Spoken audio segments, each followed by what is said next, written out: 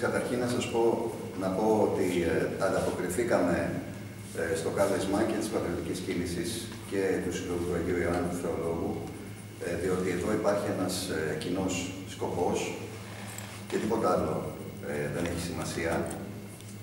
Τις δικές μας θέσεις τις είπαμε και τη Δευτέρα και τις στείλαμε τη Δευτέρα στο Δημοτικό Συμβούλιο της Καβάλας και τη στείλαμε και σε όλα τα μέσα μαζικής ενημέρωσης. Θα μεταφέρω κάποια πράγματα από εκεί και θα προσθέσω και κάποια άλλα. Θέλω να ξεκινήσω με αυτό το απόσπασμα. Οι κοινωνίες οι οποίες έχουν στέρεες δομές και κατέχουν μια πολύ ισχυρή αίσθηση του ανήκειν και της ταυτότητας, που οφείλεται στην κοινή αντίληψη του χρόνου και του χώρου και μπορούν με αυτή την αίσθηση να κινητοποιήσουν τα ψυχολογικά, κοινωνιολογικά, πολιτικά και οικονομικά στοιχεία, έχουν τη δυνατότητα να πραγματοποιούν στρατηγικά ανοίγματα ικανά να ανανεώνονται συνεχώς. Αντιθέτως, οι κοινωνίες που ζουν μια κρίση ταυτότητας και τη μετατρέπουν σε μια καταστροφή πολιτισμού, περιέρχονται σε ένα αδιέξοδο. Αχμέτ Νταβούτογλου. Από το βιβλίο του «Στρατηγικό βάθος». Το έχω πει πολλές φορές και θα το ξαναπώ.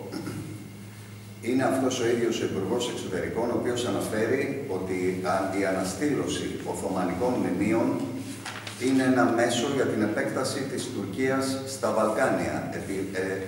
Επικαλείται το εφιολόγημα της πολιτιστικής κληρονομιάς,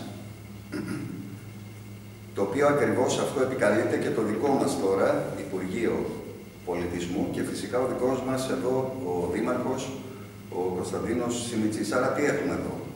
Έχουμε από τη μία τον Νταβούτογλου να λέει θα κάνουμε Οθωμανικά μνημεία για να επεκταθούμε, να επεκτείνουμε τον νεοοθωμανισμό στα Βαλκάνια.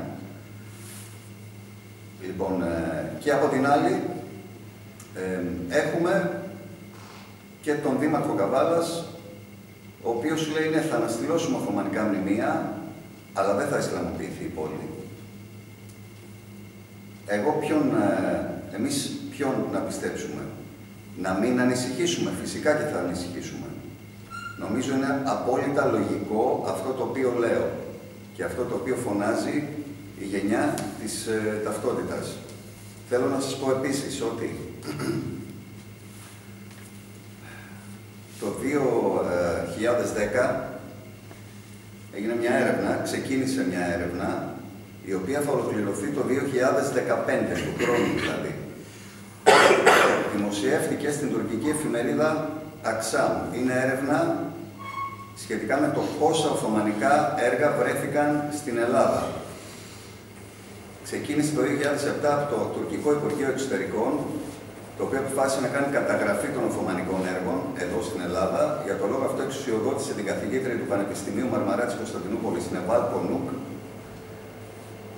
Ταυτόχρονα όμως, αυτό το ίδιο Υπουργείο Εξωτερικών της Τουρκίας, σύμφωνα με ένα άλλο έγγραφο που είχε διαρρεύσει από τη Σπάρτη της Μικράς Ασίας, του ίδιου Υπουργείου, έλεγε, προσέχτε, μην έρθουν οι Έλληνες στην Τουρκία και κάνουν το ίδιο και φωτογραφίζουν τα δικά τους μνημεία και θέλουν και αυτοί να τα αναστηλώσουν. Άρα τι έχουμε εδώ? Τι γίνεται? Τι ακριβώς συμβαίνει? Δεν είναι, το είπα και θα το ξαναπώ, δεν είναι ότι απλά αναστηλώνεται ένα μνημείο στην Καβάλα από το πουθενά, διότι εάν αυτό συνέβαινε, παραδείγματος χάρη, 10-15 χρόνια πριν, 20, δεν θα ήμασταν εδώ και εγώ δεν θα τα έλεγα αυτά. Από ένα σημείο όμως και μετά ξεκίνησε μία άλλου είδους επεκτατική πολιτική της Τουρκίας, όπως ανέλησα πιο πριν, η οποία εναρμονίζεται με την παγκοσμιοποίηση. Και αν το δούμε σε ευρύτερο επίπεδο, σε μεγαλύτερο επίπεδο, αυτό είναι το πρόβλημα τελικά. Γιατί εκεί θα καταλήξει στο τέλος. Λοιπόν, θέλω να σας πω και κάτι που είχε πει, ξέρετε, ο Κεμάλ στον Παπάγο όταν είχε βρεθεί στην Τουρκία τότε. Ξέρετε τι του είχε πει? ότι Τουρκία και Ελλάδα είναι ένα παντρεμένο ζευγάρι, όπου όμως τον ρόλο της γυναίκας τον παίζει πάντα η Ελλάδα. Αυτό ξέρετε τι σημαίνει? Εάν γνωρίζετε τη θέση της γυναίκας στα μουσουλμανικά καθεστώτα, μάλλον καταλαβαίνετε ότι θα βρισκόμαστε πάντα από κάτω. Εμείς γι' αυτό αντιδρούμε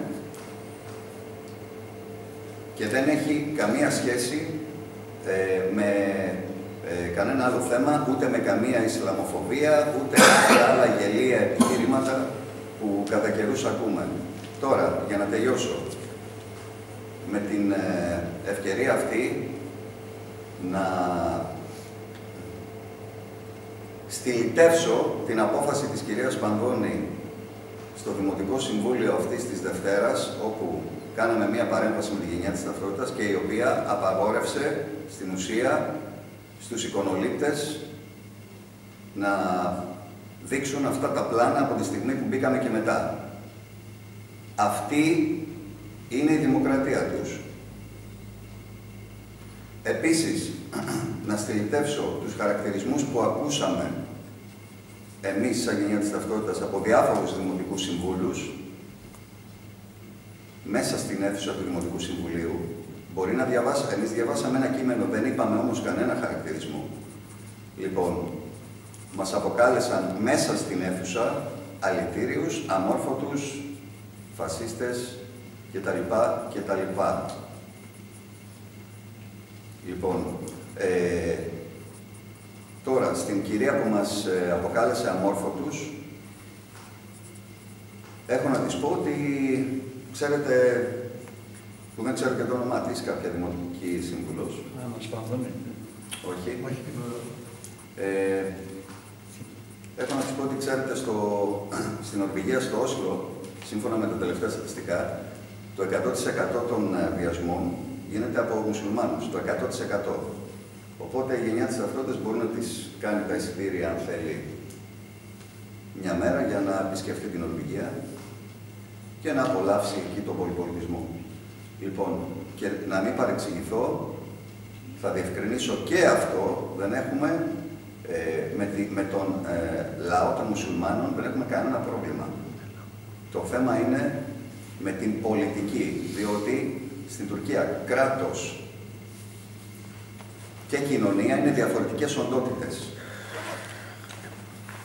Και επικαλούμε για όλα αυτά που είπε ο Νεωτής Αρής, ο μεγάλος αυτός δάσκαλος και τουρκολόγος. Από εκεί και πέρα, τώρα, καλούμε και εμείς με τη σειρά μας άπαντες όλους όσους